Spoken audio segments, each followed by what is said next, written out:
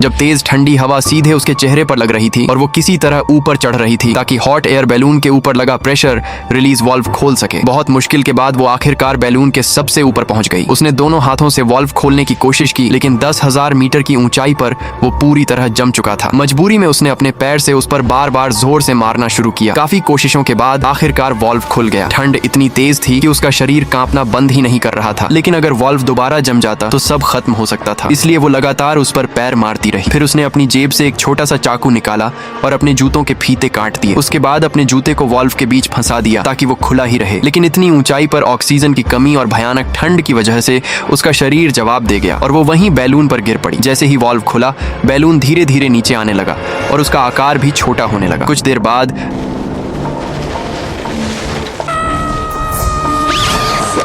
जब उसकी आंख खुली तो उसने खुद को उल्टा लटका हुआ पाया 10,000 मीटर की ऊंचाई पर। उसकी कमर से बंधी रस्सी ने उसकी जान बचा ली थी। उसने नीचे बास्केट में खड़े अपने साथी जेम्स को जोर से आवाज लगाई, लेकिन वो बिल्कुल भी हिल नहीं रहा था। ऊंचाई की वजह से वो बेहोश हो चुका था। अब उसके पास कोई और रास्ता नहीं था। उसने अपने शरीर को झुलाना शुरू किया। पूरी ताकत लगाने के बाद किसी तरह वो सपोर्ट रॉड तक पहुंच गई और धीरे धीरे खुद को खींचकर बास्केट में वापस आ गई। वो तुरंत जेम्स को संभालने लगी, उसका नाम पुकारने लगी, लेकिन वो कोई जवाब नहीं दे रहा था। उसकी आंखों से आंसू निकल आए। तभी अचानक एक चमत्कार हुआ। जेम्स धीरे धीरे होश में आने लगा। जैसे जैसे बैलून नीचे आ रहा था, तापमान भी थोड़ा बढ़ने लगा। तभी अचानक आसमान से बर्फ गिरने लगी। पहले तो ये सामान्य लगा, लेकिन फिर उसे कुछ अजीब महसूस हुआ। उनके आसपास गिर रही बर्फ जैसे लगभग स्थिर सी लग रही थी। तभी उसे समझ आया, बैलून के गिरने की स्पीड और बर्फ गिरने की स्पीड एक जैसी हो गई है। अगर ऐसा ही चलता रहा तो वे जमीन पर गिरकर चकनाचूर हो जाते। उसने तुरंत वाल्व बंद किया और बास्केट में रखा सारा सामान नीचे फेंकना शुरू कर दिया। कुछ ही देर में बास्केट खाली हो गई, लेकिन बैलून अभी भी तेजी से नीचे जा रहा था। तभी जेम्स को एक बात समझ आई। उसने कहा कि बास्केट खुद ही सबसे भारी चीज है। उसने उसे ऊपर लगे लोहे के रिंग पर चढ़ने को कहा और फिर बास्केट को पकड़ने वाली रस्सी काटने को कहा। उसने वैसा ही किया और बास्केट नीचे गिर गई। एक पल के लिए लगा कि अब खतरा टल गया है, लेकिन अगले ही सेकंड एहसास हुआ कि बैलून अभी भी तेज रफ्तार से नीचे गिर रहा है। अब असली मुसीबत शुरू हो चुकी थी।